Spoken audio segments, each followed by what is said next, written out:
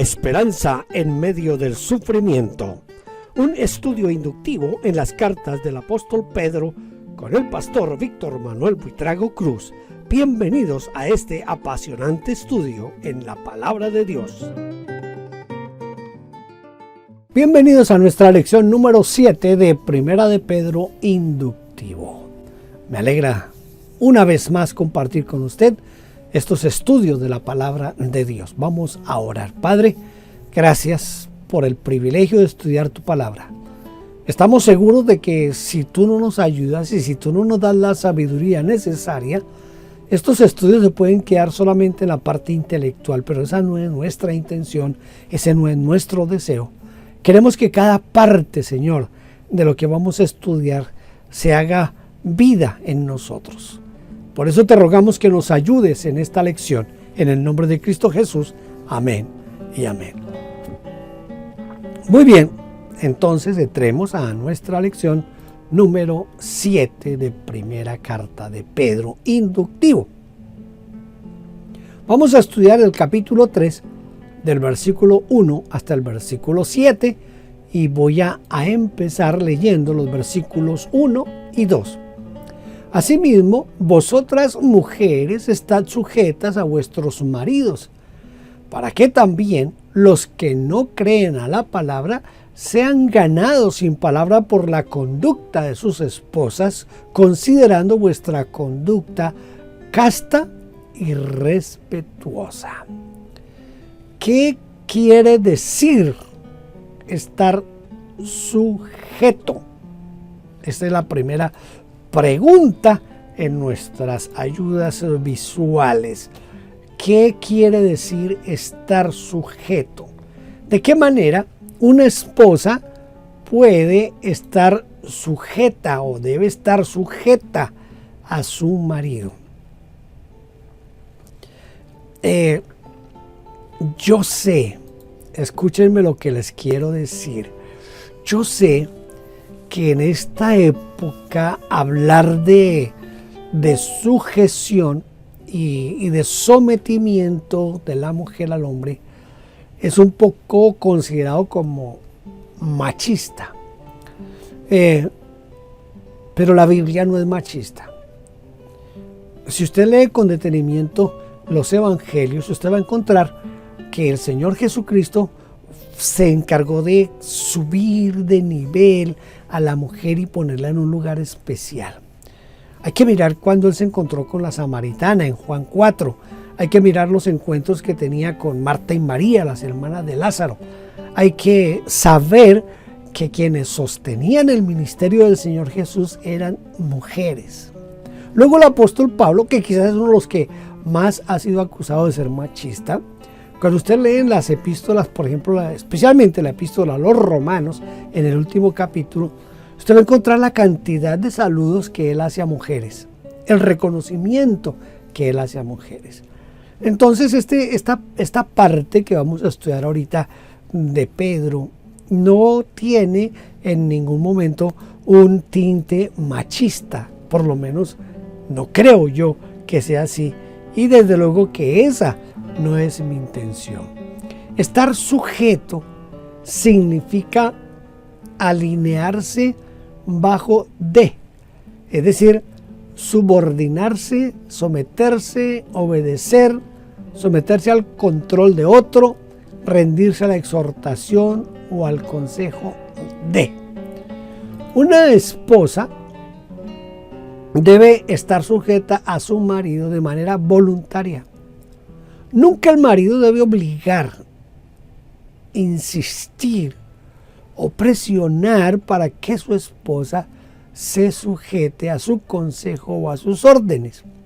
Esto sería violentar y torcer la recomendación del apóstol Pedro. Y más aún, podría llevar a un desastre el matrimonio. ¿Cómo puede ganar una mujer a su marido sin que ella esté evangelizándolo y diciéndole, sin palabra, dice Pedro? ¿Cómo la podría ganar? ¿Cómo podría ganar la esposa al marido? Una esposa creyente puede ganar a su marido incrédulo por medio de su sujeción y su conducta, sin proferir ni una sola palabra. El error más frecuente de muchas buenas mujeres cristianas es pensar que no deberían someterse a sus maridos. Creen que porque ellos no creen o porque no quieren saber nada de Dios o de la iglesia, sin darse cuenta que su conducta, cuando una mujer se porta así, la conducta de la mujer es hostil y que esto los está impulsando a ellos fuera de la fe. Por el contrario, cuando una mujer en lugar de hablar de su fe, en lugar de predicar y de pronto hacerlo escuchar emisoras cristianas a la mala, y si deja de hablar mucho de la Biblia y esto, o de la iglesia, pero se esfuerza por respetar a su marido y agradarle en todo, poco a poco, poco a poco los muros de la incredulidad y ese rechazo que tiene ese hombre hacia Dios se van a ir quebrando y van a ir cayendo hasta el día en que juntos estén sirviendo al Señor. Yo podría decirle que yo tengo esa experiencia como pastor. Yo he sido pastor ya por casi 5 décadas y he visto esa experiencia. ¿Cómo es una conducta casta y respetuosa? ¿Cómo es una conducta casta y respetuosa? Una mujer tiene una conducta casta y respetuosa cuando habla sin picardía. Habla con honestidad, con pureza y decencia y respetando su lugar y el lugar de su marido en el orden de Dios. La Biblia Peshitta traduce el texto de la siguiente manera: de la misma manera también ustedes, esposas, sométanse a sus maridos de tal modo que los desobedientes a la palabra puedan ser ganados sin mucha dificultad por su buena manera de vivir, al ver que se conducen respetuosamente y con prudencia. Y la nueva versión internacional cambia para que se comprenda un poquito mejor la expresión y dice conducta casta, la cambia por conducta íntegra. Por conducta íntegra. Vamos a leer ahora el capítulo 3, versículos 3 y 4. Vuestro atavío no sea el externo de peinados ostentosos, de adornos de oro o de vestidos lujosos, sino el interno, el del corazón, en el incorruptible ornato de un espíritu afable y apacible, que es de gran estima delante de Dios. ¿Qué es atavío? ¿Qué es un atavío? Bueno, yo no creo que sea muy difícil definir un atavío, ¿verdad? Un atavío es arreglo, es adorno o un vestido que se pone una persona. Las mujeres en aquel tiempo se ataviaban, por ejemplo, con partidores del cabello, en rejillas con hilos de oro sobre su cabeza, zarcillos, collares, brazaletes, aros en la nariz y las orejas, pulseras, pendientes y anillos. Eso es lo que se habla aquí del atavío. Pero la pregunta es, ¿prohíbe Pedro que las mujeres usen peinados ostentosos, adornos de oro y vestidos costosos? ¿Por qué la pregunta? Porque hay algunas comunidades cristianas que han entendido por este texto que el uso de joyas, de adornos y vestidos muy elaborados y costosos en las mujeres eran pecado, por lo cual prohibieron terminantemente su uso. Sin embargo, podríamos afirmar que por dos razones de peso, esto no es así. No es de esa manera como piensan en algunas comunidades. Primero, en primer lugar, el apóstol Pedro no está legislando, sino comparando y exaltando las virtudes espirituales por sobre los valores materiales, para que las mujeres no se enfoquen tanto en lo externo, en verse hermosas exteriormente, sino en verse hermosas interiormente. ¿Por qué? Pregunto yo, ¿de qué vale cubrirse de joyas y vestirse a la última moda si tiene un carácter agrio, trata mal a los hijos e insulta al marido? Por otra parte, ¿de qué sirve quitarse todas las joyas? ¿De qué sirve quitarse todas esas joyas y vestirse con sencillez y continúa teniendo mal carácter y una pésima conducta en su casa y con los vecinos y con los que le rodean o en la iglesia? Pues no está ganando nada con ninguna de las dos cosas. En segundo lugar, si Pedro está prohibiendo el uso de un fino atavío en las mujeres, estaría en contra de lo que el apóstol Pablo llamó los rudimentos del mundo. Él reprochó a los colosenses porque ellos se sometían a preceptos tales como no manejes, no gustes, ni aun toques, en conformidad a mandamientos y doctrinas de hombres, cosas que todas se destruyen con el uso. Esto dice Colosenses 2:20 al 23. Para Pablo, hacer énfasis en estas cosas es volver atrás, es caer de la gracia, es no entender la libertad del Evangelio.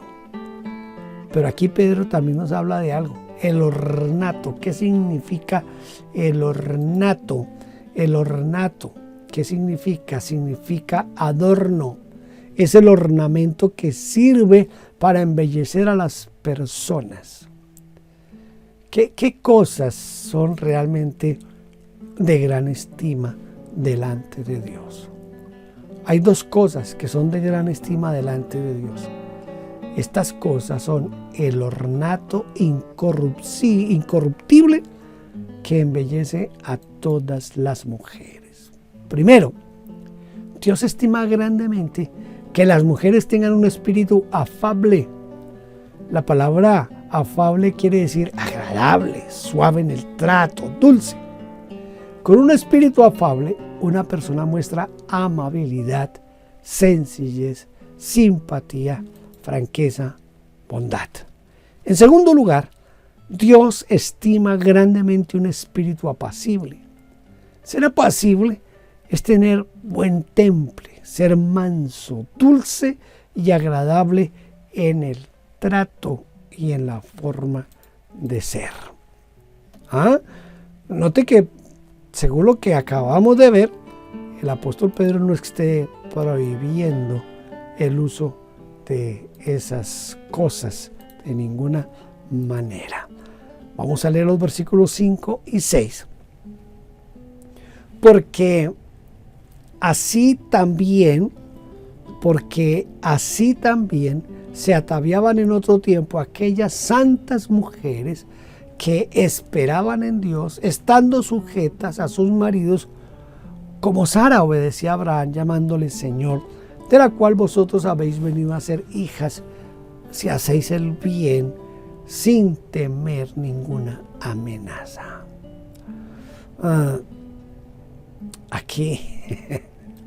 Aquí toca pensar en algo bien serio. Lo que es la exégesis y la hermenéutica son muy importantes para la interpretación correcta de la Biblia. La exégesis es ir al documento original y saber quién escribió, a quién le escribió, por qué escribió y qué era lo que realmente quería decir lo que esa persona escribió en el tiempo en el que se escribió. Entonces, cuando yo tengo bien claro eso, ahora sí puedo hacer la hermenéutica, que la hermenéutica es la aplicación en mi día, es la aplicación hoy para lo que yo entiendo a través de la exégesis. ¿Por qué le trato de aclarar esto? Porque aquí viene una pregunta que es muy importante para que nosotros la desarrollemos. ¿No es humillante que una mujer se sujete a su marido y lo llame Señor cuando su marido es menos capaz e inteligente que ella? Según estos versículos, ¿cuál es la clave del éxito de estas mujeres? Mire, sujetarse y llamar Señor a un hombre que uno admira y estima por sus cualidades, su inteligencia, su buen carácter, su fortaleza y su capacidad de resolver situaciones complicadas, difíciles, no es un problema para ninguna mujer.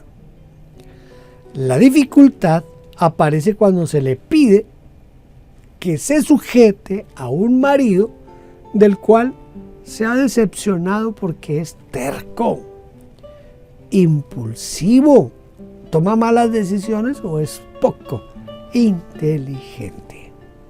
Es muy difícil que una mujer siga y obedezca a un hombre que es así, terco y brusco. Por eso el apóstol Pedro, teniendo muy presente este problema, da la clave del éxito de las mujeres sabias que se ataviaban con la sujeción. Note, porque esperaban en Dios. Esperaban en Dios. Ellas pusieron su esperanza en Dios y no en sí mismas. Ellas aprendieron a estar sujetas por causa del Señor, sabiendo que Dios es poderoso para cambiar cualquier circunstancia, enderezar lo que está torcido y llevar a buen destino a la familia. Pero yo quiero ahondar un poquito más en esto y es de la siguiente manera. El término Señor significa dueño. Y yo personalmente no creo que hoy se pueda considerar que un hombre es dueño de una mujer. Al hacer la hermenéutica hoy, tendríamos que pensar en que por esa unión que hay con ese hombre, que ahora somos una sola carne, hombre y mujer, y por el sometimiento a la palabra de Dios, es que las mujeres se van a sujetar a los hombres. Pero es una obediencia y una sujeción no ciega, y no es una sujeción donde se desvalorice y se vaya contra la mujer. El hombre debe de tratar a la esposa con respeto. Pedro dice un poco más adelante, como a vaso más frágil. Entonces lo que hay que tener en cuenta es que hoy, pues ninguna mujer le va a decir al esposo Señor. No, porque eso indicaría propiedad. Se podría decir que eso es esclavitud. Pero sí, la mujer debe respetar a su marido. Hace unos años, yo leí una encuesta, hace muchos años, una encuesta que se hizo en Brasil y le preguntaron, yo no sé a cuántos hombres, que qué era lo que ellos más esperaban de sus esposas, de las mujeres. Y el 95% de los hombres en la encuesta respondieron que lo que ellos más esperaban y deseaban de sus esposas era respeto. Escuche, respeto. No hablaron de amor, no hablaron de que fuera buena cocinera, de que tratara bien a los hijos. No, ellos hablaron de respeto. Y yo creo que a eso es a lo que se refiere aquí el apóstol Pedro. Respeto hacia el hombre, hacia el esposo. Vamos a leer ahora el versículos 5 y 6. Porque así también se ataviaban en otro tiempo aquellas santas mujeres que esperaban en Dios estando, no, ese es el que acabamos de leer, perdón. Vamos a leer ahora Primera de Pedro 3:7. Y vosotros, maridos, igualmente vivid con ella sabiamente, dando honor a la mujer como a vaso más frágil y como a coherederas de la gracia de la vida, para que vuestras oraciones no tengan estorbo.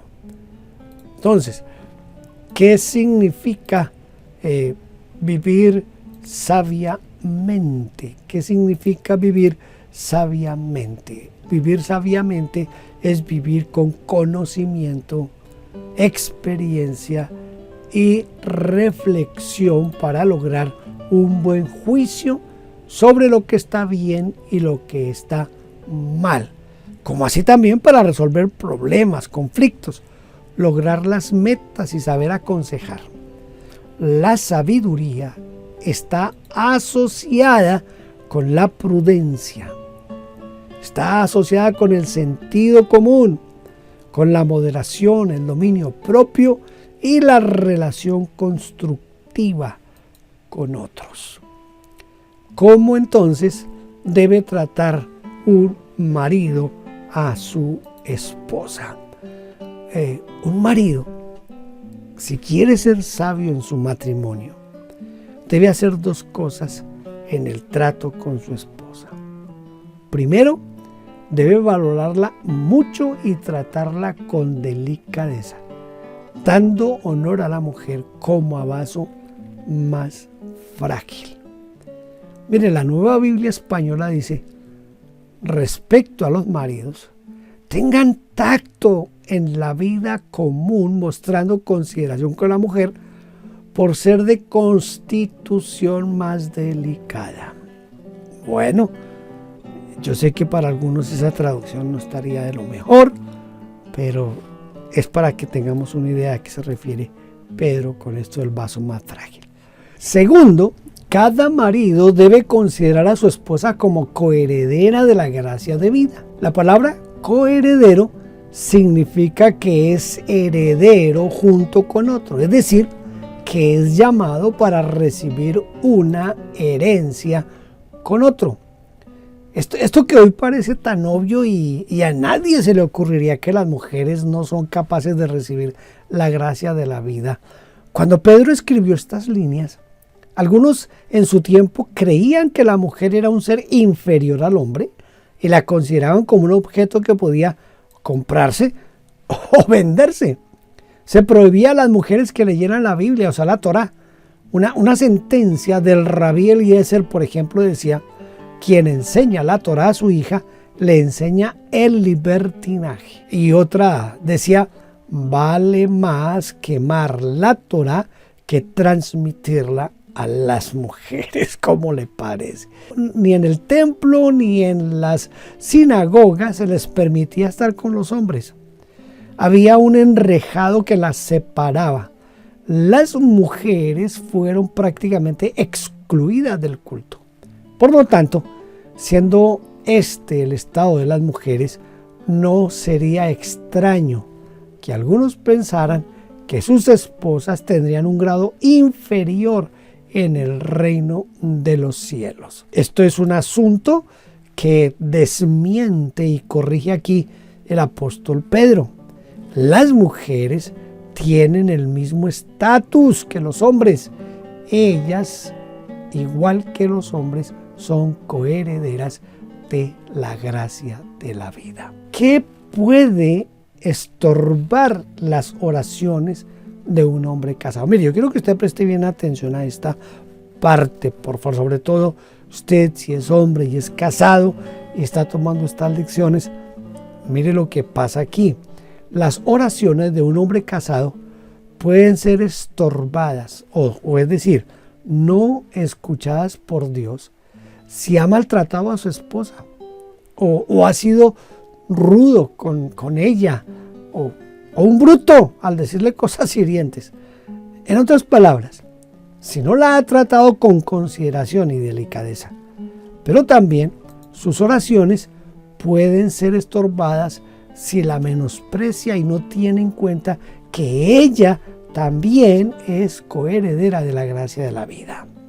Mire, la Biblia latinoamericana dice, hagan esto y Dios les no demorará en escuchar lo que le pidan. En cada lección vamos a tratar de tener una actividad práctica. La actividad práctica de hoy es bastante fácil, sencilla.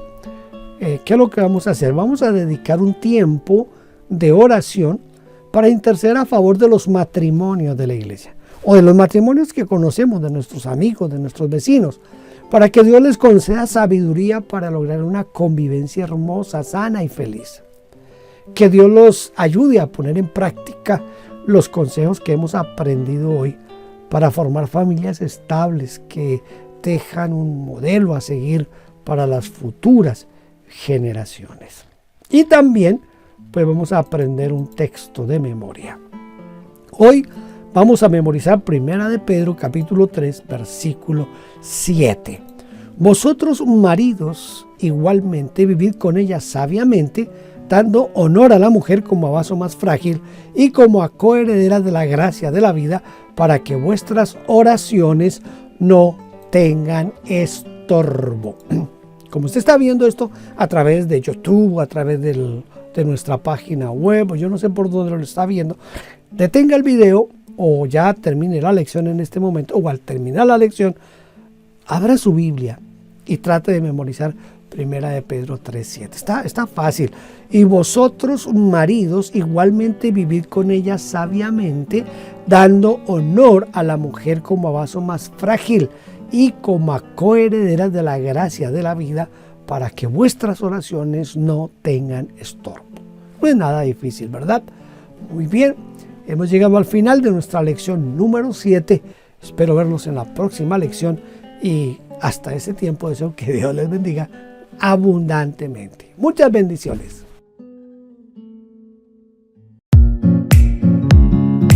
Gracias por vernos. Déjenos su huella suscribiéndose y comentando. No olvide campanita y compartir. Dios le bendiga.